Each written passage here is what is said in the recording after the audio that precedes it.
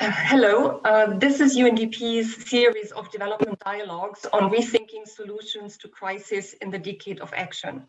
I'm Angelika Planitz, your moderator, and I'm pleased to welcome you all to this expert panel on the governance of systemic risk. Is our governance fit for the 21st century? Colleagues, this is a 90-minute session which we are conducting in 3 parts. We will start with opening remarks by the Deputy Director of UNDP's Crisis Bureau, and then continue with presentations of our 5 panelists. After that, we will have about 30 minutes of curated questions and audience questions. So if you have any questions for the panel, please type this to the Q&A function.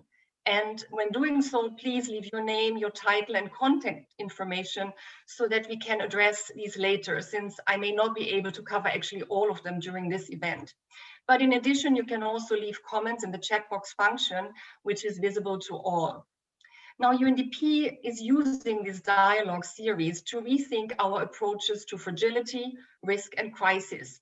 And this session in particular aims to explore whether a new risk governance paradigm is called for that can navigate the new normal in a post-COVID world. The COVID-19 pandemic has reminded us that risk is increasingly systemic in nature, with cascading and knock-on effects, which have the potential to undermine the achievement of the SDGs and human development. So against this backdrop, this event will ponder the following questions. What do we know about systemic risk? How can it be managed? What are the building blocks for effective risk governance? What are the challenges and barriers? And also, what new forms of public and social accountability for risk management are needed to leave no one behind? And finally, how can UNDP internalize this approach in its practice? So to answer some of these questions, we have gathered here today a distinguished panel, which I will introduce when it's their turn to speak. But without further ado, I would now like to invite Mr. George Conway to deliver his opening remarks. George is the Deputy Director of UNDP's Crisis Bureau. He has worked with UNDP and the UN on peace building and state building in post-crisis and fragile contexts. In fact, for the past 2 decades, including Somalia, South Sudan, and Indonesia. So, George, you have the floor. Thank you very, very much, Angelika, and good day, colleagues. Really happy to have the opportunity for today's discussion. And let me just kick off by offering a warm welcome to our distinguished panelists and all participants in this expert roundtable, exploring the question as to whether our risk governance is fit for the 21st century. It's certainly a timely discussion, and very pleased that that this has been included within the broader development dialogues that UNDP is hosting. The focus of today's discussion is forward-looking. The disruption caused by COVID-19 has shown how existing governance and risk management systems are challenged in the face of major crisis events, which can have catastrophic impacts and cascading effects on economic, social, political, and environmental systems. And whilst the COVID-19 pandemic is certainly exceptional in terms of its extent and impact, the trend towards risk becoming increasingly complex and multidimensional is by no means new to us. And we see across many country contexts, including some of the major crisis and fragile environments in which UNDP operates, Yemen, Syria, Somalia, and elsewhere, how multiple different types of risks intersect, how they have ripple effects across multiple sectors, and indeed how they impact across societies as a whole, and often beyond, assuming transboundary and regional dimensions. And these experiences have made it clear to UNDP that our support can no longer focus on single hazard solutions, for example, that separately address climate, disasters, conflict, health, or environmental risks through separate work streams or approaches. And rather, we need a fresh look at the ways in which how we support risk governance in our program countries in ways that are fit for purpose and sufficiently agile to adapt to the shifting and interconnected risk landscapes that we're seeing today and we anticipate for tomorrow. And it's against this backdrop that we've organized this panel with experts from different backgrounds to share their perspectives on how we can strengthen the governance of increasingly complex risks. And again, with the aim of shedding additional light onto this complex issue Our disaster risk reduction team has pulled together this panel, but has also commissioned some background work leading into this, including a think piece to explore the building blocks of effective risk governance systems that are better equipped to build resilience across sectors. And you'll hear some of the preliminary findings of this think piece during the panel discussion this morning. The call for adopting a systems approach to the way we work in UNDP has originated not only from our risk management practice, but in fact has been echoed more broadly across our support for accelerating the SDGs, our engagements in the area of governance systems, poverty reduction, our approach to innovation, and many others. So it's important to recognize that we're not starting from scratch here. And in fact, UNDP has been providing thought leadership on risk governance for quite some time, decades in fact, and has accumulated across the wide range of our geographic experience, a fairly significant body of experience that we really need to bring together and learn collectively from. And this includes engagements on strengthening institutional and legislative systems for disaster and climate risk management. It includes risk informing development planning and budgeting at national, regional, and sectoral levels. Certainly a broad experience in the areas of environmental and health governance, as well as more generally and more broadly, inclusive, accountable, and conflict-sensitive governance systems, which are very much a core of UNDP's work.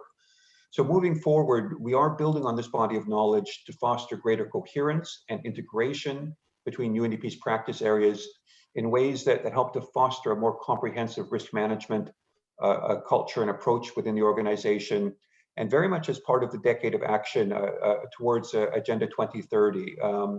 With the serious derailing that we've seen of human development progress just throughout the COVID-19 period, it's very clear that progress towards 2030 can be subject to multiple types of shocks and risks.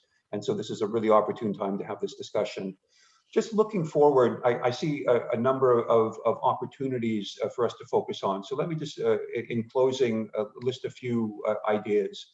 First, the multiplicity of risks does call for more integrated analysis of both risks and vulnerabilities to better understand how they intersect. And just as risks reinforce each other, so do vulnerabilities very much aggravate each other. UNDP's experience of disaster damage and loss databases, our work on crisis risk dashboards, and other types of analytical tools can indeed help to facilitate a more comprehensive risk analysis encompassing a wider range and typology of hazards. And this will help to situate risk information within the overall development and resilience building context, and hopefully offer an improved evidence base for risk-informed development. Second, there is a need to get a better understanding of the trade-offs when addressing one risk at the cost of another, and linked to this, to supporting dialogue and negotiation processes between different interests in a transparent and inclusive manner. This requires being acutely aware of and sensitive to the underlying political economies at play, noting that there can often be winners and losers when it comes to risk generation or risk reduction. Thirdly, our approach to risk governance must be people-centered and recognize that people have a voice in their own development. Despite their risks and vulnerabilities, people have valuable local knowledge as well as the right to take part in designing their own development pathways. Breaking the systemic and interconnected nature of various aspects of social exclusion and discrimination stands at the center here, and we really do need to understand how vulnerability is generated through factors that can be political, economic, institutional, or cultural. And lastly, it is critical that risk governance not be perceived as an add-on or a tack-on or something in the more narrow domain of risk managers only. In order to be effective, risk governance needs to take the wider governance framework and systems as a starting place for managing interlocked systems of risk. So colleagues, I look forward to engaging in this forward-looking and ambitious discussion with all of you today. I think this is some great content on the table, and looking forward to hearing the views and perspectives of the experts that we've gathered together here. So again, let me just in conclusion, thank all of the panelists for participating, and looking forward to hearing from you both comments and questions. Thank you much. Angelica, back over to you. Thank you so much, George, for helping us frame this discussion today. So with this, we are now moving to the next part of this event. our panelists. And what they will do is they will do both. They look at concepts as well as how to translate concepts related to systemic risk and governance into practical solutions that are relevant for UNDP's work in program countries, and of course also relevant for achieving the SDGs. Dear panelists, you have each 8 minutes, and I urge you to please not go beyond. You will hear a sound when your time is up. So with this, I would like to invite our first speaker, Professor Ortwin Wren. Ortwin is Scientific Director at the Institute for Transformative Sustainability Research in Potsdam. He is also Professor of Environmental and Sociology of Technology at the University of Stuttgart, and he heads the Dialogic Research Institute. His main research fields are risk analysis, looking at governance, perception, and communication, the theory and practice of citizens' participation in public projects, as well as social and technical change towards sustainable development. So welcome to this session, Ortwin. My question to you is, how can organizations deal with systemic risks in a multidisciplinary way, especially when they are faced with situations that require continuous adaptation to new contexts? Over to you, Ortwin.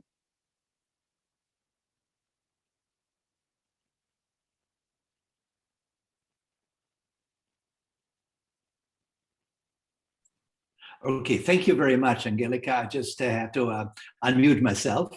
I would like to pick up what George has finished on and the main properties of systemic risk, and then lead over to the issue of risk management with respect to systemic risks. And if I start with the issue of what is basically the systemic perspective on risk, and we see that there are 5 major properties that I would like to point out. The first thing is that systemic risk look at systems where the breakdown of systems functionality is under stake. So this is something where we believe we need to act immediately because the system's functions is really in jeopardy. The second one is that it is a likelihood of infecting other systems. So systemic risks are contagious, as we've just experienced over the last year. There's also likelihoods of having risk cascades within and between systems, and they often relate to wicked problems. And all of that has impacts on governance because it requires a systems approach in form of integrated and target-oriented policy packages. So the integration has already been made very clear by George, but also I think it's very important that we need to be on target, but that we are intersectoral in our way to deal with it. The traditional risk perspective was that we look at cause, then we look at the risk as it unfolds, and then into the consequences. Now, this is a little bit of a simplistic picture. And if you look at a systemic perspective again, we can make it as simple as possible because sometimes it's really important to do that so that we not get overwhelmed by complexity. But there are 2 major components. One is what we call the risk agents, and the other one is the risk absorbing system. And the risk agents are those that have the potential to do harm. Those are the carriers of hazards. And basically, there's only a limited amount of risk agents. That's the good news. So we don't have to think about too many things at the same time.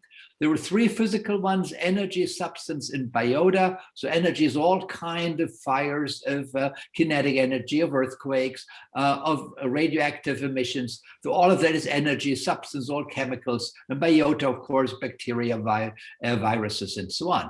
But we also have social risk agents. And the 2 major ones, information and power. Information also includes money. So information can kill, and power can kill, as we all know. So these are the social risk agents. And the interesting thing about systemic risk is that we can see cascading interactions between these risk agents. So maybe an earthquake leads to a release of substance. Release of substance may lead to a contamination of water. That leads to new biota coming up and infectious diseases. Then we have maybe ill information about what to do. People do the wrong thing and get killed. And then maybe because of power structure, because of violence, things are getting out of hand. And so all of that is interconnected or can be interconnected. And that's a very important element of systemic risk, that we can see that these risk agents interact. And then the second part is, of course, the risk absorbing system. That's a target, the one that actually has to or is exposed to all these risk agents. And if we are really focused on these kind of risk agents, we're basically in the realm of probabilistic risk analysis. If we are really looking at the risk absorbing system, then we're looking at vulnerability and resilience. So these are the kind of the key terms that we deal with. Now, with systemic risk, we have a few additional properties. They're highly complex and interconnected, meaning that we have almost not a very good understanding of their causal structure. They're stochastic in relationships, so we have a lot of relationships that are not deterministic. There is nonlinear relationships with a lot of feedback loops, positive and negative. So we have tipping points very often that nothing happens until we reach this tipping point.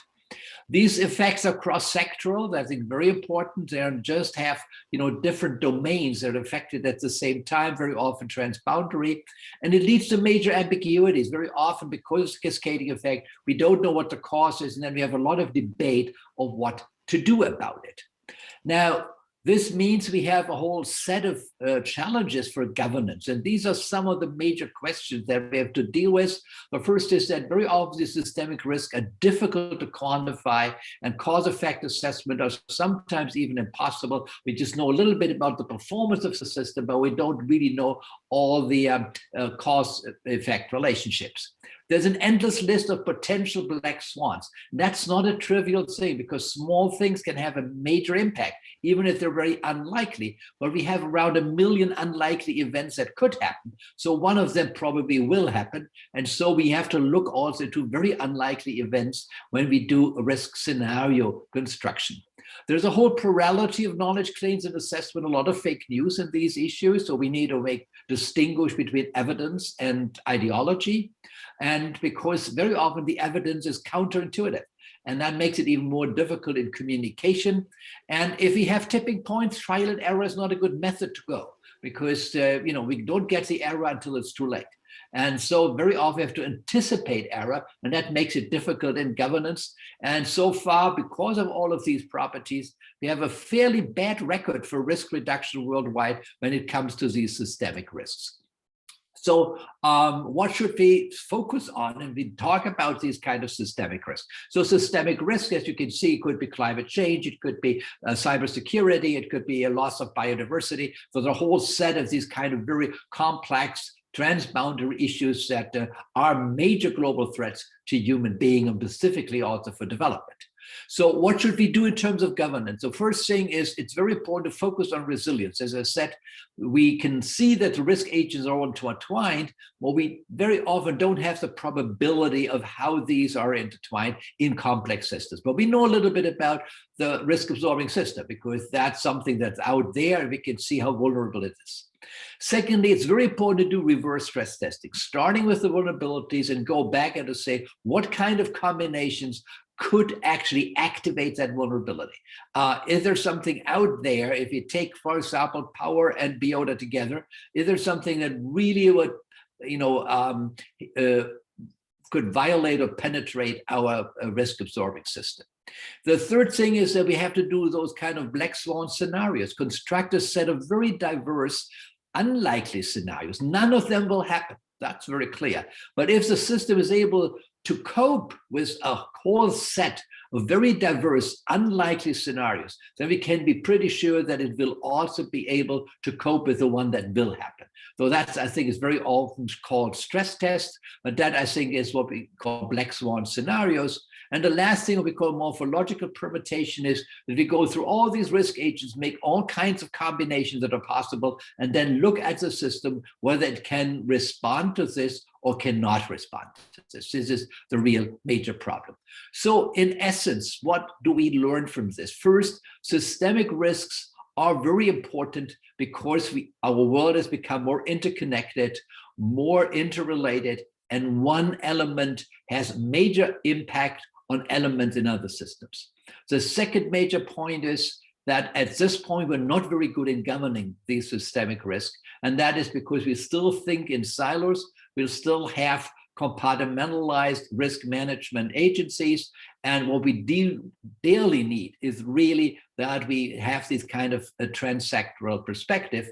And lastly, it is very important to think from the end, from the vulnerabilities and the resilience of the systems, and then go back to the causes and the various scenarios that could lead to an exposure of risk agents to a risk absorbing system. Because the main thing is we don't know all the risks that can up. What we have a good way of testing whether our systems are resilient enough to deal with whatever threat is going to happen. Thank you very much.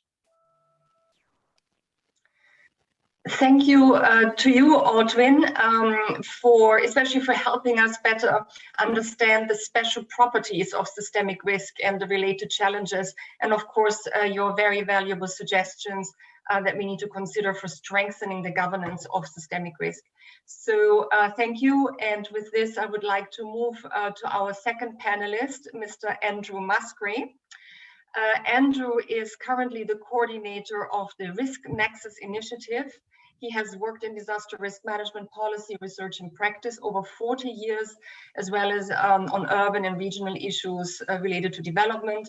He was previously the coordinating lead author of the UN Global Assessment Report on Disaster Risk Reduction, and in a previous incarnation was also head of the Disaster Reduction and Recovery team at UNDP and general coordinator of the Network for Social Studies on Disaster Prevention in Latin America. So hello to you, Andrew. Andrew, as George mentioned earlier, you have also been a member of the team that has been working on a UNDP commissioned think piece on the governance of systemic risk. Please, can you share with us some of the main findings of this work so far? In particular, what are the key elements you identified for a forward-looking approach to risk governance that is actionable at country level? Over to you. Okay, thank you very much, Angelica, and good morning and afternoon to everyone, depending where you are. What we've been trying to do in a little bit of work that our team is doing is, in a sense, start off with the sort of the definitions and the concepts which Aldwin has already laid very capably on the table, but then say, how do we actually make this sort of relevant to and actionable by local and national governments in developing countries? How do we actually make this relevant to the achievement of the 2030 Agenda for Sustainable Development? So there's really 3 points in the next few minutes I'm going to raise. The first one is clearly our, in a sense, growing interest and growing concern with systemic risk has been stimulated by major, if you like, global crisis over the last 14 or 15 years, particularly starting with the 2007 financial crisis, the collapse of global supply chains in 2011 following the East Japan earthquake, the Thailand floods, major compound crises such as in Syria and Sudan, and obviously more recently the 2020 crisis due to the COVID pandemic.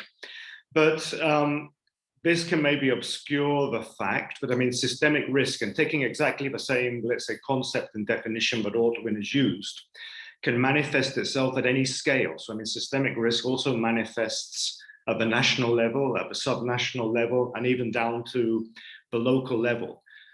So one of the things we're really putting forward in our paper is that we perhaps, by looking just at the sort of global transboundary risks, we're maybe obscuring what we've been calling the sort of a quotidian experience of systemic risk, because most people in developing countries, their experience of systemic risk is actually through the sort of disruption or failure of basic essential services due to the collapse of infrastructure systems over unreliability, the growing stress on local ecosystem services, the disruption of local supply chains when a bridge or a road goes out due to a landslide and people aren't able to get their products to market, and so on and so forth. So the first point we'd just like to put on the table is this. I mean, let's not lose the sight of the transboundary, the global, the sort of major crisis, but just let's remember that for most people around the world, systemic risk is experienced really much more at the local level. A second area we're looking at in the paper is clearly, and again, it comes out very clearly from Ortwin's presentation, systemic risk is characterized by interdependency, by ripple effects, by cascading effects, non-linearity, and so on and so forth. But we feel this really needs to be also complemented by a better understanding of where the risk comes from. And we would put on the table the idea that in the same way as, risk to physical assets is socially constructed over time, systemic risk is also socially constructed over time. And we need to really, if we're going to be able to address systemic risk, we need to understand that process of social construction of risk. Basically, in any economic activity, there's always a tension, if you like, between what we could call the privatization of the benefits and the socialization of the risks. Anything we do generates risks, this we know. And the way that sort of tension between the privatization of the benefits and the socialization of the risks carries out is regulated in different ways according to the sort of political economy in each different country. But unfortunately, I mean, globally at least, and in many countries, it's also been, again, to use one of Ortwin's words, it's been infected by something that we could describe as moral hazard. And moral hazard means that if I take excessive risks, I don't actually pay the consequences. Those consequences are actually socialized to other social sectors or other geographies. I mean, a very easy to understand example of this is, well, the fossil fuel industry can make hundreds of billions of dollars a year from their businesses, but the risks transmitted via climate change are actually disproportionately affected in countries which aren't really responsible for most of the emissions. So that happens in all different areas. So we need to look also at the sort of the underlying drivers of systemic risk. So that obviously includes poverty and inequality, climate change, environmental degradation, badly planned and managed infrastructure and urban development. And in particular, I mean, weak governance with lack of accountability, lack of compliance, and so forth.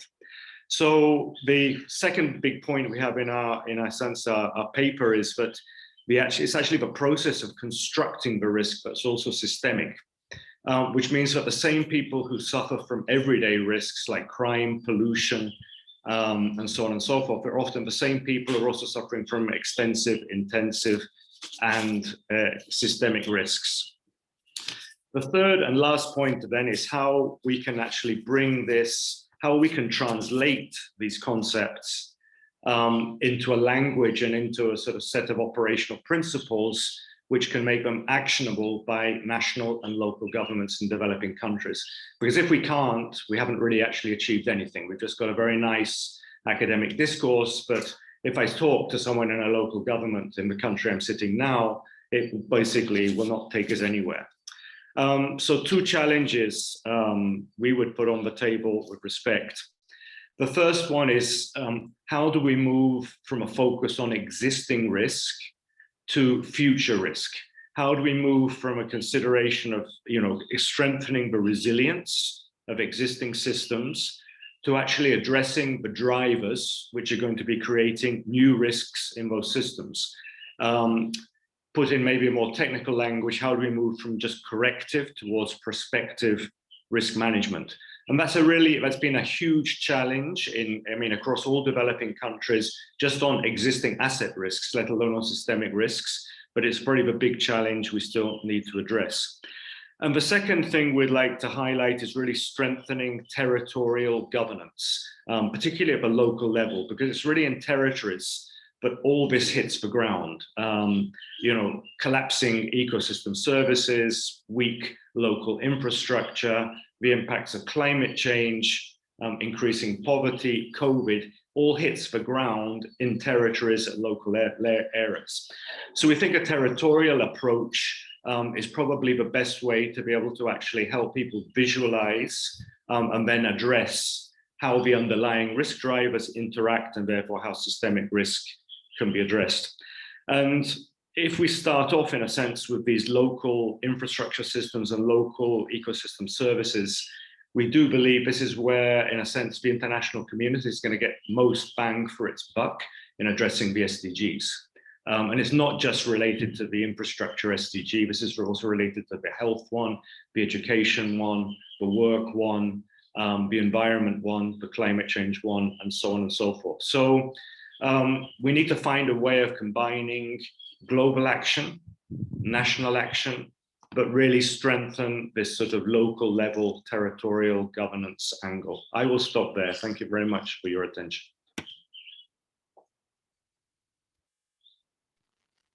Thank you very much, Andrew, for sharing these interesting insights, which already provide us, I think, with quite some good food for thought for practically moving this agenda forward within UNDP. So with this, let us move on to our next panelist. I would like to invite Genti Kierschwood to the mic. Genti is Head of Global Risk Analysis and Reporting at the UN Office for Disaster Risk Reduction. She leads UNDRR's work on risk analytics and systemic risk, including the Global Risk Assessment Framework Initiative and the production of the Global Assessment Report on Disaster Risk Reduction. Previously, Genti worked for UNDP as Deputy Resident Representative in Kyrgyzstan, Vietnam, and Nepal, and she also served for UN OCHA. A good day to you, Genti. I'd be interested to learn more about your work on the Global Risk Assessment Framework and how it can contribute to a better understanding of the interdependencies of multiple risk. The floor is yours. So thank you very much, Angelica and colleagues. It's really an honor and a privilege to be on today's panel. And I'd first of all just very much like to thank UNDP for their strong collaboration. And I know that that Andrew is both an old friend of UNDRR and is also, his paper will be a contribution partly to the Global Assessment Report, which he led for so many years. So I very much look forward to that work continuing and deepening. And as being here today as a representative for a UN organization that literally has risk as our middle name, and which has seen achievement of the Sendai framework for disaster risk reduction moving slightly further and further away as we move into a more complex and faster world where risks and new risks, as Andrew outlined, such as climate change, are increasing every day. I think that this discussion of systemic risk and moving from the single hazard approach to a multi-hazard approach was well understood 5 years ago. But I think the experience of COVID and to some extent the financial crisis and other major events in recent years has really proved that we even need to move beyond the idea of multi-hazard into an understanding of how we think about whole systems, how they operate, and what that means for the kinds of governance systems we need moving forward. It's my privilege at the moment to be heading up an initiative called the Global Risk Assessment Framework. And that I have the enviable task of wading through what I think you have heard is some very rich theory and some very powerful messaging about how we need to transform our governance systems, how we need to move and deepen our understanding of risk. But it's also a landscape that is very inaccessible and quite difficult for decision makers to enter. And it requires us to shift our usual thinking methods and to perhaps envision a different way of how we interact in government moving forward. So I'd like to just focus on 4 key areas that the graph is working on, the Global Risk Assessment Framework with UNDRR. So we work on this with governments, but I hope it also gives some inspiration for those on the line who may be coming from governments and a little bit perplexed as to where is to start, as to 4 areas that you may be able to think of as you begin to respond to this challenge of responding and creating resilience to resilient risks. And the first one is that we live in an age of data overload. We live in an age where data is omnipresent, it's accessible, but it's also often very badly analyzed, spread around, and even in supposedly data poor developing countries, there is data to be harvested, but it often isn't effectively used. National statistics associations are collecting data from one sector, but it's not necessarily applied in analysis to others. So the first piece of suggestion I would make, if you're interested within your context to look at systemic risk, is to scan your information resources. Scan where you have data across vulnerability, across exposure, across hazard. And when I talk of hazard here, I don't mean just a narrow definition of hazards. I mean the 300 plus hazards that are now listed in the UNDRR terminology. And think through, where might I have data on these? If I needed to look in more detail, how could I get that? And perhaps also reach out to some of the global networks, or we can help you to do that. Reach out to some of the global networks to see where those data sets are. But the second piece of information that I would suggest that you think about is, there is not a single risk map. There is not a single coefficient. There is not a single systemic risk number that is going to solve this issue for you. As I think Ortwin and others began to present earlier, this is an issue about having flexibility and being able to pivot on the basis of new information that's coming up and combine data in different ways.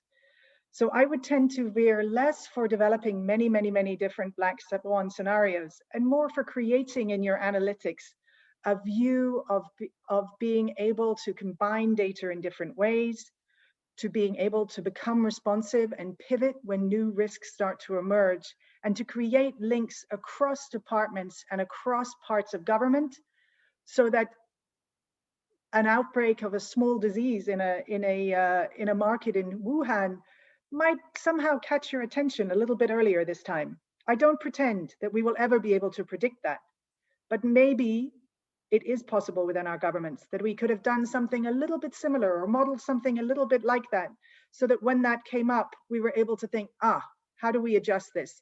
And what kind of system analytics do we need to make better decisions? That relates, so the first part is get your data in order. The second part is look at what kinds of innovative analytics can you do that is within your data sources that can create your systemic risk analytical muscles, if you like. And then the third one is, of course, looking at what capacity do you need to do that.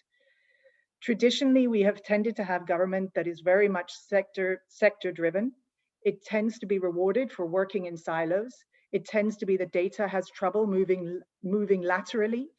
So look at what kinds of more creative two-way information flows can you get across your ministries, but also look at how you can gather different types of information. This is from different participatory models, different types of info analytics, harvesting of big data. What kinds of capacity could you use within your government to have a better sense of where data could come from, and to change the incentives within your government systems for rewarding that kind of flexible thinking, and for creating spaces that kind of more participatory dialogue can happen, and where more of the end users and those people who are considered, quote, vulnerable, are able to voice their opinions and their perspectives at different levels to improve, again, your systemic risk analytical muscle, if you like. And then the fourth one is really looking at, what are your systems currently like? Do you have financing systems that are responsive? Do you have preemptive mechanisms where you can invest when you see a risk emerging to improve those analytics? Do you have financing that can pivot to be able to be routed to different areas? Do you have governance systems and laws that allow the kind of flexibility that would be needed to scale up a new type of procurement? Have you got the right sort of dialogues going on between the different sectors in your government that would enable the governance systems to adjust to different threats as they emerge? None of these are easy topics, and it's a recognition globally that all countries, developing and developed, are struck with the same kinds of challenges today. So the final piece of advice that I would give to those in government who may be listening is, you're not alone. This is not easy. Every country on the planet is struggling with these issues. But we also do believe that there are ways of creating the kinds of filters that we need that can help promote more constructive and more clear decision-making, that can build up the governance muscles that can help us better manage the next generation of systemic risks. And I just finally like to end by saying, here at UNDRR, we are very happy to be part of those discussions if needed. Our role really in the system is to make the rest of the system work better. So your success is our success. And we hugely appreciate UNDP convening today's event. And we very much look forward to this deepened collaboration moving forward. Thank you. Thank you so much, Genti. I'm really encouraged that by what we have learned so far from our first three panelists, I think we are getting more into the weeds of things, and I'm sure there are still many open questions. I guess we are on the right track towards unpacking further this unwieldy notion of systemic risk and its governance. And I'm sure our next panelist will help us further complete the picture. So with this, I'd like to invite Pedro Conceição to the floor. Pedro is since 2019 Director of the Human Development Report Office at UNDP. Prior to that, he held several senior positions with UNDP as Director of Strategic Policy and Chief Economist and Head of Strategic Advisory at the Regional Bureau for Africa. He also taught at the Technical University of Lisbon and published on many topics such as financing for development, global public goods, inequality, the economics of innovation, and so forth. So welcome and hello to you, Pedro. The launch of the 2020 Human Development Report with the theme, The Next Frontier, Human Development and the Anthropocene is still rather fresh in our minds, and it raises a number of issues that are very relevant to our discussion here today. So Pedro, based on your work on the HDR, what are the new paths of governance that can foster both human development and at the same time ease the pressures on our Earth systems in order to keep existential risks to humanity at bay? Over to you, Pedro. Thank you, Angelica. It's great to see you. It's an honor to be with all my fellow panelists from whom I've already learned a lot in these brief minutes this morning. It's a pleasure also to see my friend George, whom I've not seen in a long time, although virtually. And let me try to address your question, Angelica, by briefly outlining three key messages from the 2020 Human Development Report.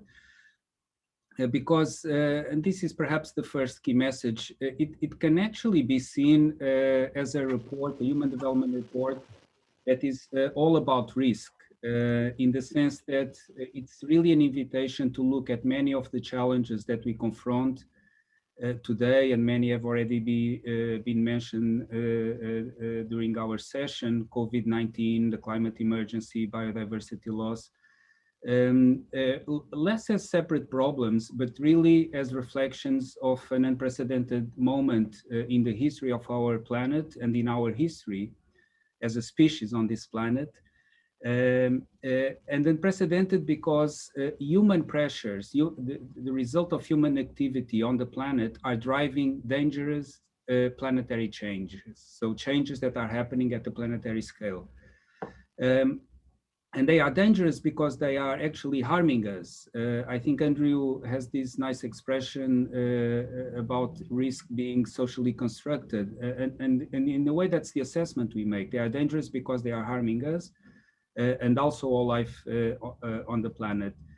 It has been described by some as a new geological epoch, the Anthropocene, even though this is not yet formally established by the stratigraphic community. But fundamentally, it's characterized by the unprecedented of a new set of risks that result from the fact that, as the United Nations Secretary General put it late last year, humanity seems to be waging a war on nature.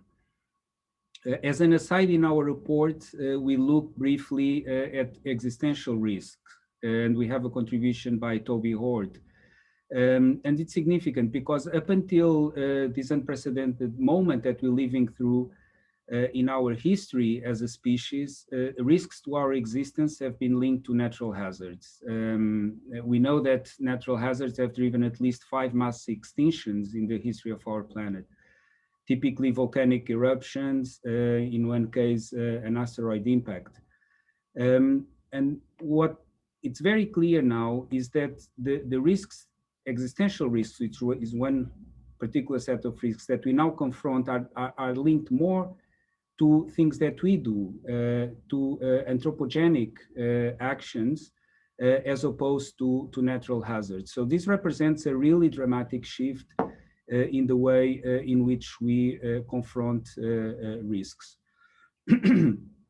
The second key message of the report is that we are not only facing these new type of risks, but they actually superimposed in a world with large and often growing inequalities, and inequalities that they are themselves exacerbated by these risks.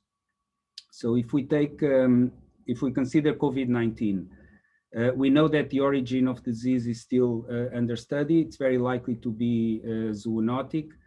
But we do know two important things about zoonotic diseases. So these diseases that result from pathogens jumping from animals to humans. First, that they've been a constant presence in our history, but that the frequency of these diseases has increased recently. And secondly, we know that this increase in the frequency of diseases is associated with this war on nature, with these pressures that we're putting on the planet. And so COVID-19 can be an illustration of the type of this type of Anthropocene risks that I was alluding to. And when they do materialize in shocks, as I was saying earlier, they can exacerbate inequality. So just to give an example, to stay with COVID-19, we know that economic impact has been far worse for women than for men. In part because women are overrepresented in some of the sectors that have been more affected, but also because social norms about the role of women in homework and childcare seem to be reasserting themselves. And many women appear to be pulling back from the labor force. In the report, we document that there have been drops in the labor force participation rate of women of as much as 10 percentage points. And this pattern actually holds more generally. Countries that face more ecological threats, droughts, floods, storms, are also those where gender inequality is higher. And if we consider actual inequality as a whole, this pattern holds very much the same.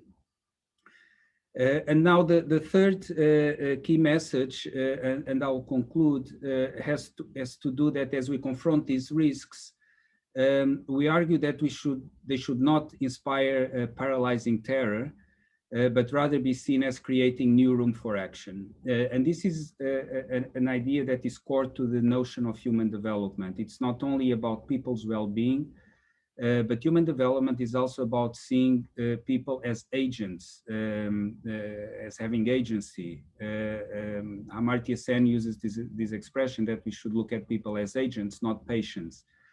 So if we see in people agents of change, we have an opportunity to give people conditions to make different choices. And one of the ways in which we explore this in the 2020 Human Development Report is by supplementing the Human Development Index with a new index of planetary pressures, which combines indicators of material footprint per person and carbon dioxide emissions per capita.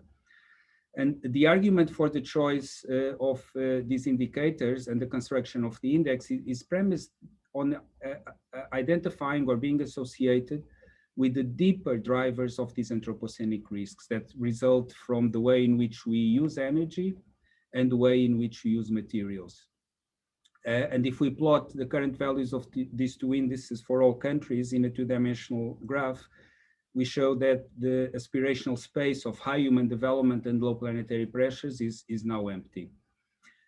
To take us there, the report lays out three mechanisms to encourage people to make different choices. My time is coming to an end, so I'll reserve details on these three mechanisms of change for the discussion, but I'll just briefly mention them. One is harnessing social norms.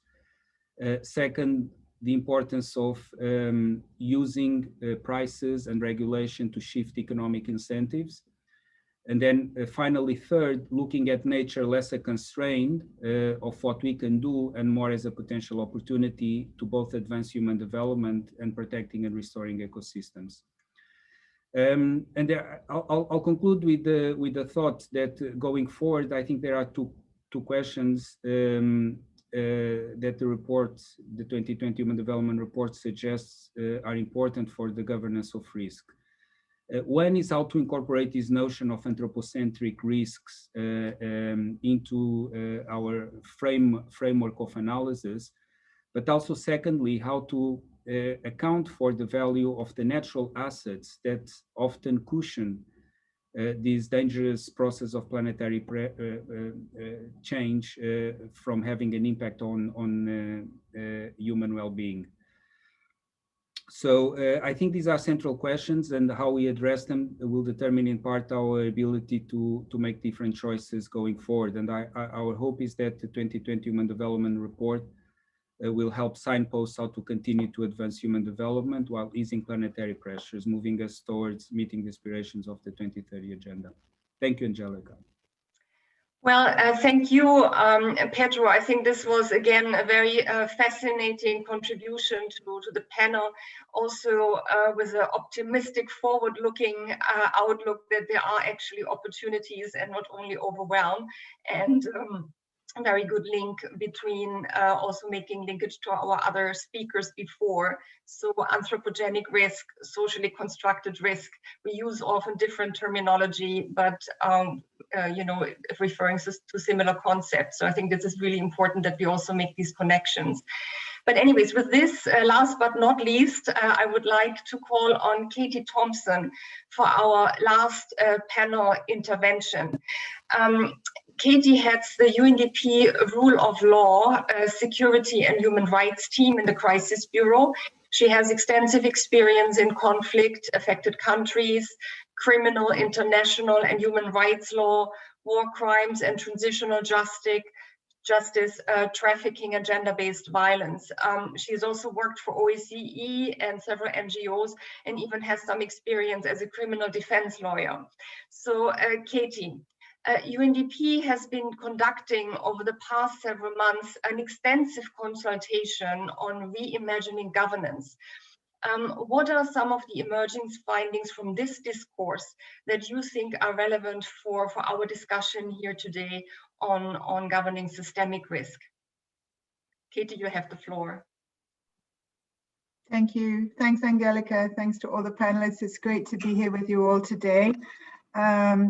Thanks for the intro as well. Yes, so I'm actually here to speak to the connections of this discourse with the governance portfolio more broadly, which is a conversation that is happening across UNDP with a view to reinvigorating our offer on governance in the light of risk, the risk presented by COVID-19, the risks presented by the complex risks presented by conflicts and fragile environments, but also in the light of the digital transformation and the nature of how the media is evolving in response to that, which links to many of the points around data and intelligence sharing that Genti was making.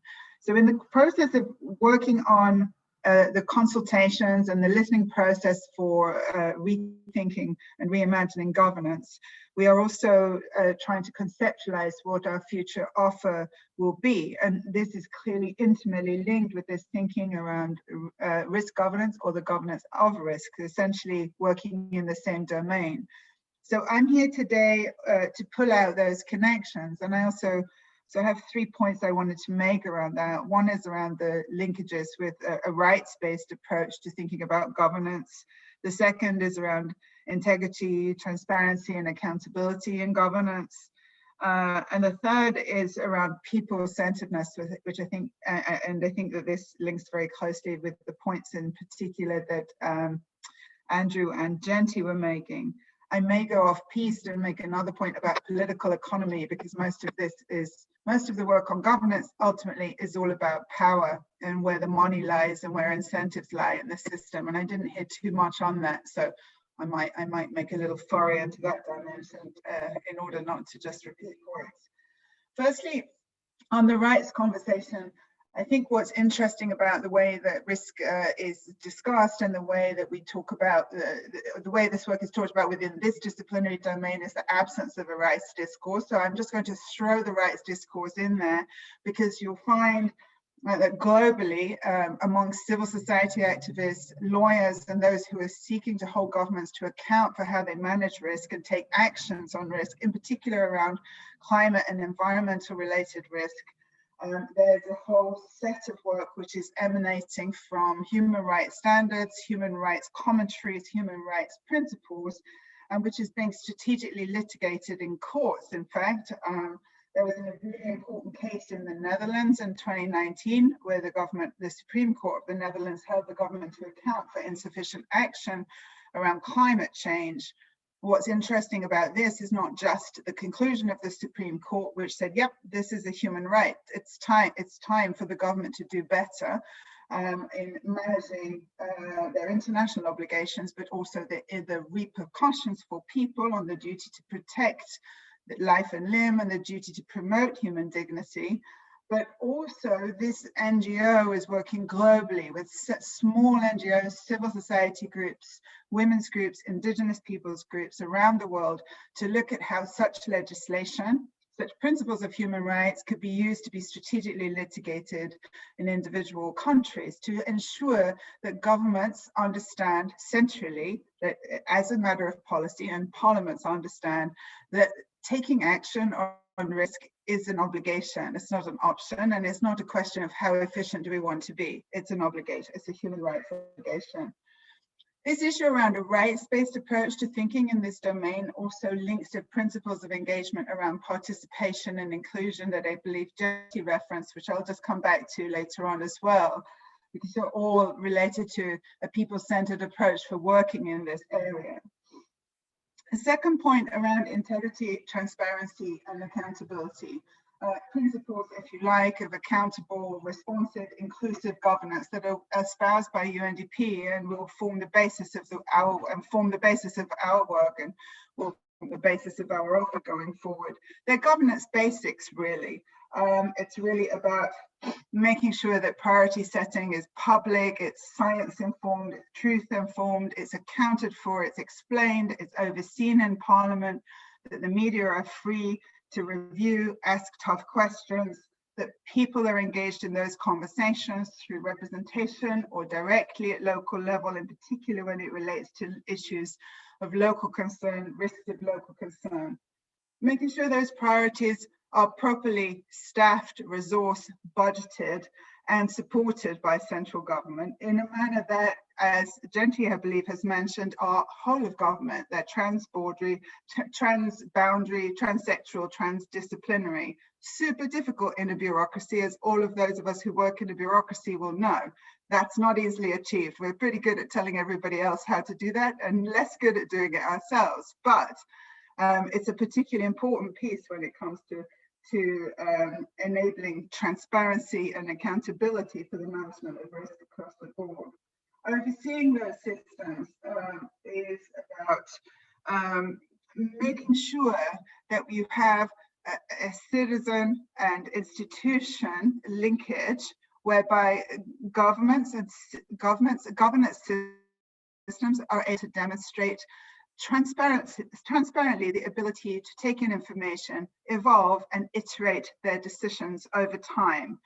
Because the whole issue of trade-offs in policy making at local and regional and central level are issues that require solid dialogue with communities, solid dialogue with constituencies, solid dialogue with interest groups and stakeholders, and is at the same time a way of improving decision making, but also of improving accountability to those groups for the ability to do so. Where things go horribly wrong, of course, accountability, disciplinary systems and judicial systems step in, and this is where other elements of governance become very important. How well is oversight exercised? Is that supported and funded both politically and financially? An independent judiciary is particularly important in this regard, to be able to take independent and objective decisions over the roles and responsibilities of other government institutions. There's a lot to be said on all these areas. I'm going through at a rapid rate. Finally, around people-centeredness. A lot of thinking in the governance domain is across the board is around international development actors moving from a strong focus on institution building for the sake of pure efficiency measures to a people-centered approach, which goes beyond only efficiency, or let's say translates efficiency into ideas around responsiveness, inclusion, participation, and accountability. So a system can be extremely efficient, but ultimately not sustainable if it is not bringing constituents into the story, into policy development and implementation, and if it's not accountable or capable to apologize when things go wrong. So the system, a people-centered orientation is particularly important in looking at how, in enabling government to be able to be in communication with communities, to understand not only risks that are scientifically present, but are also perceived to be present by local communities. And this people-centeredness is really around asking governance systems and providing them with support to be able to receive those inputs from the people who they serve. We have very strong examples of this, both in this disaster risk domain. We see in UNDP, we're trying to do this much more in a much more rigorous way in Bangladesh, working through parish councils. We have a lot of feedback on how working with women's groups, indigenous groups, and others makes this work better, improves the overall quality of our risk management. And this people-centered recommendation derives exactly from these types of recommendations on how to improve impact and transformation over time. In another domain around managing the risk of violence, we do a lot of work on understanding the actual risks of violence and the threat and the perceptions of the risks of violence in Latin America and the Caribbean, through some very interesting work through our CariSecure model and our InfoSeguro model, which looks at the security risks within society, and this goes from working at the very local level to the central level in terms of processing that data. Obviously, processing that data and allowing it to input into the policy-making process and risk mitigation, violence mitigation measures which are taken. There is a challenge there, obviously, which is insufficiently connected with looking at other forms of risks, which is exactly, I think, the point which Genti was making about the challenges of achieving a whole of government approach. But it's incumbent upon us, especially as development partners, to be able to try and put incentives within the system of the governments we're working with to promote that type of joined up thinking. I just want to briefly touch on a reflection on the political economy of this work. Katie, are you watching the time? Sorry, I'm interrupting. Okay, I can't see a time anywhere, so just 1 minute on this. At the end of the day, one of the most important things we know about how to do lasting transformative change in the governance sphere is to work in a politically informed manner. I didn't hear the words politically informed in this domain. I think that's possibly a discipline issue. I think this work is politically informed, needs to be politically informed. I want to just commend the idea of having a greater focus on the political economy analysis of the actors we're working with in this dimension, to ensure that we're not working only with those actors who need to do good, but also to work with those actors who need to do less bad. There are also always spoilers in this system who are incentivized predominantly through financially to make money from there being more risk. And unless we're isolating and highlighting who those actors are and what those incentives to have more risk are, then we're also, the rest of the work we do to manage risk is going to be affected. So I think that this is an area that potentially needs to have a bit more thinking and highlight within the discourse, and perhaps we can get into that in the course of discussion. Thanks a lot. Thank you. Thank you very much, Katie, for this.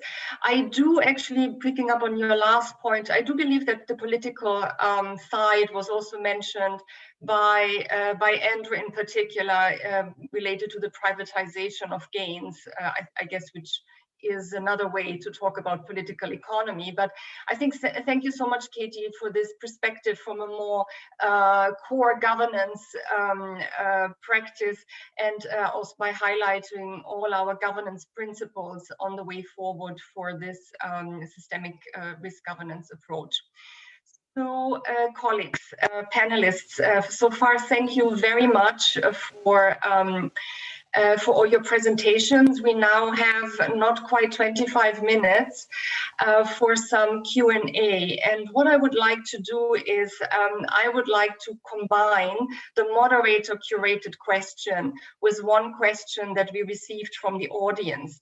So please do take a note. The first, my question would be, based on what you have heard from each other, can you describe what you believe are the 1 or 2 essentials which UNDP needs to take on board in its support for strengthening systemic risk governance that can be applied and implemented and is actionable at the country level? So this is the first question.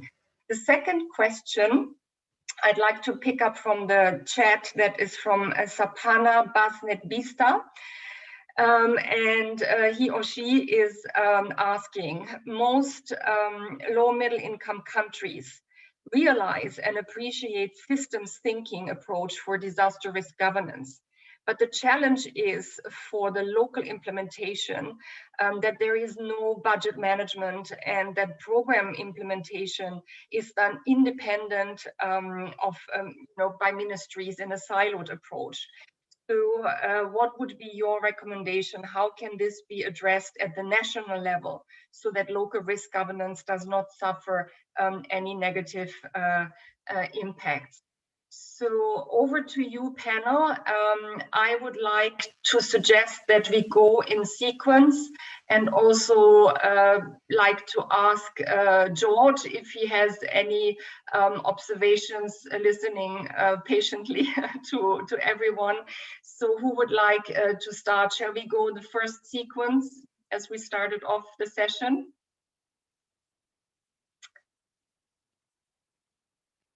Maybe first Ortwin, Andrew, Genti, Pedro, Katie, and George, last but not least. Yeah, I'm very happy to contribute to this. I think when you asked about the key concepts, my feeling would be there are 2 major lessons that we would like to convey. The first one is that risk management for systemic risk needs to be integrated, that we cannot work in silos, not in different ministries, not in different agencies that are all focused on one hazard at a time, but that it's much more prudent to think about maybe a geographic area or a specific function in society that needs to be served, and then ask what kind of risks do occur in this area of a specific function. And close to that concept of integration is also the concept of inclusion. If you want to make sure that all the knowledge that's out there is available on multi-hazard, multi-risk, even polycrisis situations, then it's very important to include not only the ones that are having expertise on this in terms of science or administration, but also people that have experience with these types of risks. So we need to have systematic knowledge, experiential knowledge, and very often tested knowledge that is in the locality to come together. And that leads me directly to your second question. I think the idea is that systemic risk management is more expensive than taking a risk, each at a time. And I think just the opposite is true. If you really want to save resources, it's much more better to think about this as a holistic challenge, to say, well, there are a couple of these kind of risks coming together. If I minimize one on the expense of others, it is fairly expensive and not very effective. So if you want to be cost effective, I think it's very important to address these kind of systemic challenges at the same time. And if you succeed to be more integrative, and if you succeed to more inclusive, I think in the end, it's more cost effective. Very good. Thank you. Andrew?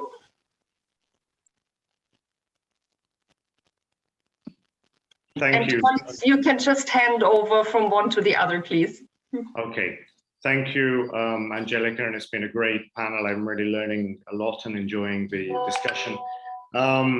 Several points I would just highlight.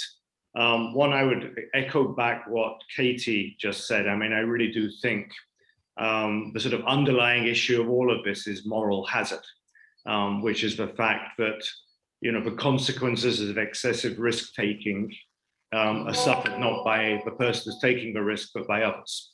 So one of the things we really need to look at here on the governance side is really how to strengthen accountability and compliance. And that's at all levels. I mean, globally, nationally, right down to the local level. In fact, I mean, I think unless one can address that issue somehow, and obviously there's lots of things going on in this area we could discuss, a lot of arrest just won't happen. I mean, it is a political issue, it's not an administrative issue. It's not due to a problem of a lack of administrative structures. It's in a sense we're not managing the politics of this correctly. I remember second, again, I'll just sort of echo a little bit, you know, what came from my own presentation. The big question I have in my head is how do we actually have a dialogue on this with local and national decision makers who are currently not doing very well addressing even the most simple kind of risks. So we're saying to them, okay, don't look at things on a hazard and hazard by basis. Don't look at asset risks, look at system risks. But I mean, in terms of the information systems, for example, most countries have great difficulty still even maintaining simple disaster loss and damage inventories. That's actually counting what you're losing. So moving from that into, you know, whether it's more sophisticated probabilistic assessments or now more systemic assessments, we're building in a lot of places on an extremely weak platform and with extremely, let's say, you know, weak capacities and weak resources, particularly at the local government level. So again, this notion of really how we strengthen territorial governance, how we can bring this in a sense down to the ground, how we can actually ground it in sort of real problems and real politics at the local level seems to me, again, to be absolutely critical. And I'll stop there and hand over to Genti.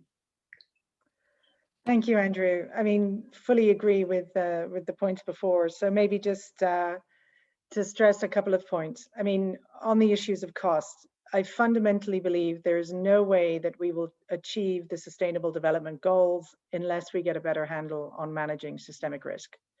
So it's not a matter of an add-on luxury cost, it's a matter of a fundamental approach to defending development gains and creating resilience that is going to allow the gains that we've made to be sustained. In that sense, I think there really is a role for a more agile use of data. And I think Andrew's point about data scarcity is very valid. And I think there are things that we can do though to leverage, there's a nice phrase kicking around of disaster forensics. I think there are things that we can do to help countries that are data scarce now to get on, you know, back on the ladder. But it's important that we have that agile data capacity. And I hope that's something that UNDP would invest in. The second one is that too much reliance on any kind of data sources is particularly dangerous in this kind of a context, and you need participation, triangulation, and you need different types of voices coming in to ground truth, you know, whatever you consider as correct science. And the final point I'd just like to stress is, again, we're entering an era where we're not necessarily choosing the risks that we take. We have a transition to a low carbon economy and also an increasing climate risk that is forcing a recalculation of everything from our building codes to our dam safety standards to our understanding of ecosystems. And that unfortunately is not a choice we are making. And I think that looking systematically at what that transition is going to entail, not only from the ecological side, but also from the social, political, and to some degree sort of geopolitical side is also critical. And those trade-offs between adaptation and mitigation and long-term climate costs, I believe we've only just begun to think of what is in that transition. So I look very much forward to continuing to learn from everyone in this journey, but I really do think it's very fundamental that we put a bit more focus on these issues. Thanks.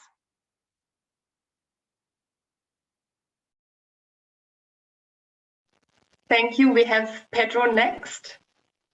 Thanks, Angelica. I think there are diminishing returns to the insights that can be provided. So let me just share 3 quick observations that hopefully will complement what has been said and speak to the questions you posed. First, to emphasize this point of asymmetries of power. In the 2020 Human Development Report, we point out that the contribution of indigenous peoples around the world in the way in which they manage forests that work as a carbon sink on a per person basis is equivalent to the carbon dioxide emissions of the top 1% of the income distribution.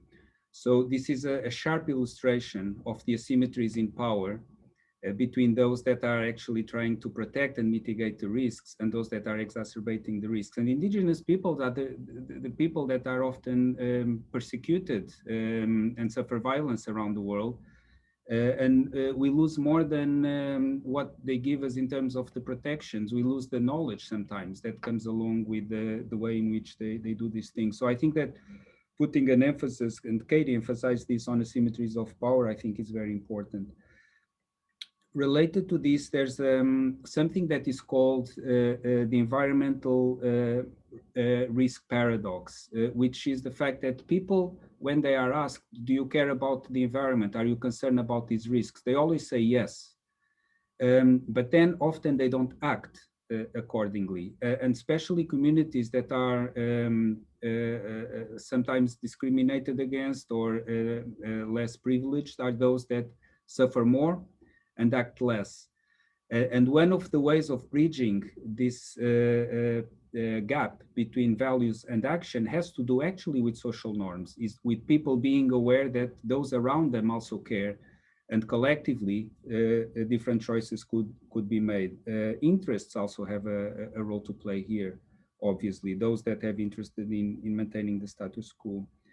And then finally, I would just, related to all of these points, I would just give the example of the removal or phasing out of fossil fuel subsidies. We all know that fossil fuel subsidies are extremely costly. They cost about $5 trillion a year, exacerbate all or many of the systemic risks that we've been talking about. They are aggressive. And yet there's often a reaction when they are phased out. And this results not only from powerful groups, but also from the population, the public, not having options to make different choices. So this emphasizes the importance, and as been noted by others, of having an integrated approach. If you only increase the price of fuel, for instance, and you are not giving people an opportunity to make different choices, they will come to the streets and they will protest. Thank you. Very good, thank you, Pedro. Katie, you are next. If you could keep it very brief, because we have one very interesting additional question from the floor, which I would also still like to pose. Thank you. Yeah, 2 points. One is to pick up on Pedro's point around, I think this point around achieving change is a political point at the end of the day, because politics is not driven by politicians, but also by demand from ordinary people and expectations from ordinary people. And that can only shift if there is sufficient incentive for social change and for behavioral change. And we need to understand more about how to achieve that through looking at incentives and representation and models in order to be able to drive that.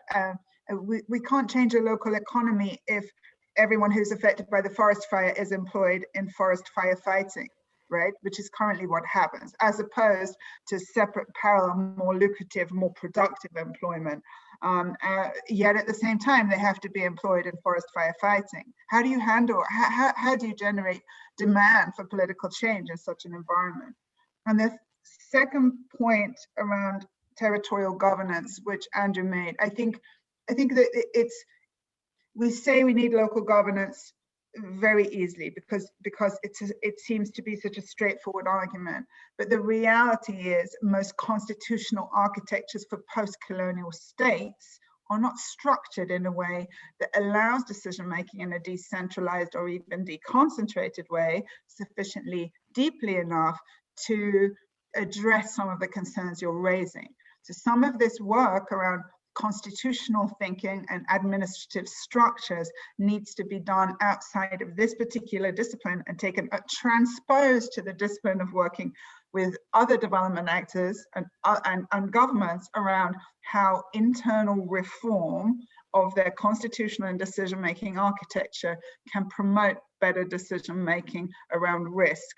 This is a problem that is linked to the absence of services in borderland communities, absence of services in hinterlands of many of the countries, for example, across the Sahel, which are suffering from extreme complex risks. So I don't think that that's an easy one to say, much harder one to think through. And I recommend we do a deeper dive on this, on local and territorial governance with my colleagues who specialize in that. It could be very useful. Thanks, Angelica. Very good.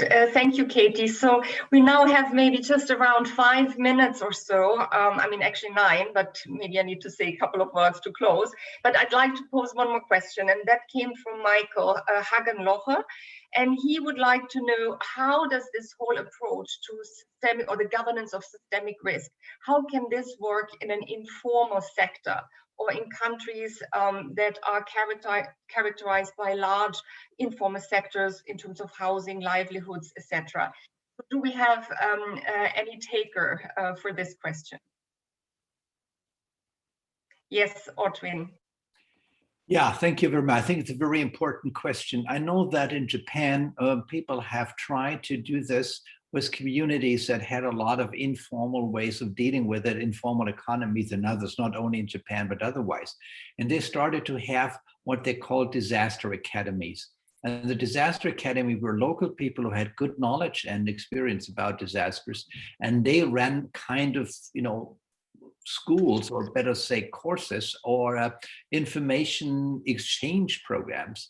So it was part of the local portfolio to have people in there, and then they could reach out to experts or to administrators on a higher level to help them if need arise. And I think that was a very good model because it worked well in areas where there are not quite strong institutions, but where you can basically locate that there are people that have already more experience than others, and given them kind of the title of being, a comedian or a coach for the local community, already a major incentive for them really to work with this. And these kind of citizen academies, I think, is a fairly interesting model, and it worked well in the areas in which Nori Okada, who was the one who has actually had installed them, had very good results. And so I think that could be one approach. Can I make a comment, Angelica? Sure. I don't know if the premise of the question was indicating that informal settings would not or in opposition to formal institutions, but I think there's a lot actually that we need to learn from informal arrangements. And again, I evoke here the experience of indigenous peoples around the world, which rely on informal mechanisms, not necessarily having formal legislation or formal institutions in place, and a lot of it once again has to do with social norms, with what is expected in terms of behavior of people. So I would urge some humility actually on all of us, and not think that all of it can be resolved necessarily through formal institutions or formal mechanisms of governance, that we should once again find ways of relating with different ways of knowing. Very good. Do we have someone else who would like to come in here? Otherwise, there is one question that might be related, but I think is quite specific. And there is a question from Sama Al-Mutawakel. This question relates to countries like Yemen, or Sudan, where there are two governments or two main opposing powerful authorities? How can systemic risk governance that cuts across work in contexts like that?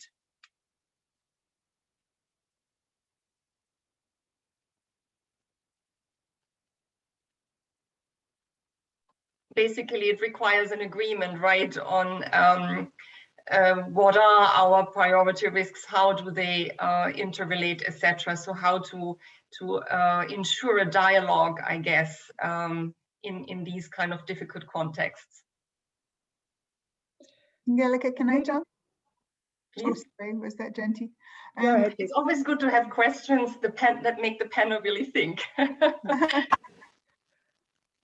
I'm at risk because I don't feel like I'm an expert on this topic, which is a product of silos in our community. So, but I'm going to jump in anyway. So I think that on the first question around informal, formal, it's very seldom that there is a group of actors or stakeholders that is entirely informal. They may be non-state, but they will usually have rules or ways of communicating and regulations and internal methodologies for making decisions around priorities and influencing that are really important for understanding how any given community or population works. So they're not informal in their own right. And I just want to flag that. They're only informal vis-a-vis the state.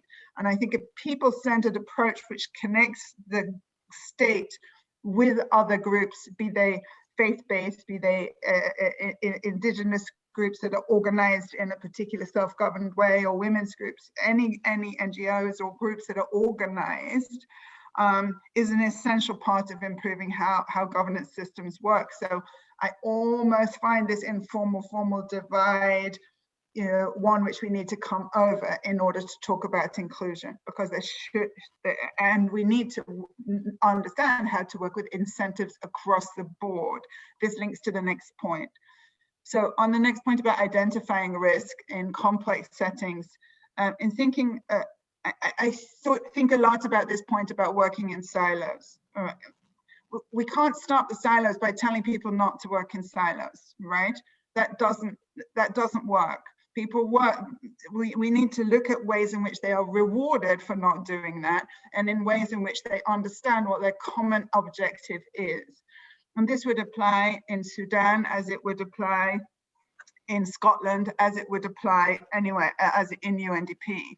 We need to be able to look at what is the overall common objective that we've all agreed is important for all of us, and from which we can determine our own unique contribution that we are bringing, and for which we will be rewarded for doing that. How do we do that in the more complex settings is difficult, in particular when the political economy, it doesn't speak to that. So for example, if you have a broken government, or you have large ethnic divides, or if you have a spoiler who is still at large in the community influencing decision making, those things will necessarily impact on whole of government examination of risks. And what will have to happen in that context is that the leadership and with the support of the international community, the United Nations and others, will have to look at trade-offs. Trade-offs is at the heart of policy making. And we'll have to make a determination whether we're going to trade off temporarily over time, or we're going to trade off in a manner which certainly prioritizes one issue. We make a decision that one thing is more important than the other. So I don't think it's wrong to talk about trade-offs. I think this is a reality, and it's a way of how humans are organized, but I think it may be more useful than trying to aim for perfection, which can't be achieved. Maybe we should look at how we can use trade-offs to support systemic risk management. So I'll stop there. Thank you, Katie, because in fact our 90 minutes passed very quickly. We have actually already reached the end. We have actually a few more questions. So if you left your contact information, I will make sure that your questions are answered by the panelists. So in that sense, let me get us towards the closing. I think it was an extremely rich and thought-provoking panel. that, in my view, was useful for a large part of the development practitioners, maybe, to shed some light on the still enigmatic concept of systemic risk and how to better manage and govern it. I think I won't be able to do justice to the panel by summarizing everything, but maybe 4 takeaways in closing. First of all, it is possible to somehow understand or come close to an understanding even of something complex as systemic risk through vigorous multidisciplinary and cross-sectoral analysis and collaboration.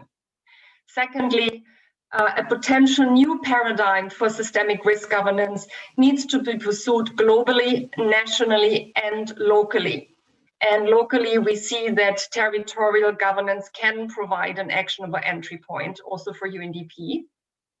Thirdly, we need to put more focus on limiting risk generation by looking at the underlying drivers of risk that cut across systems.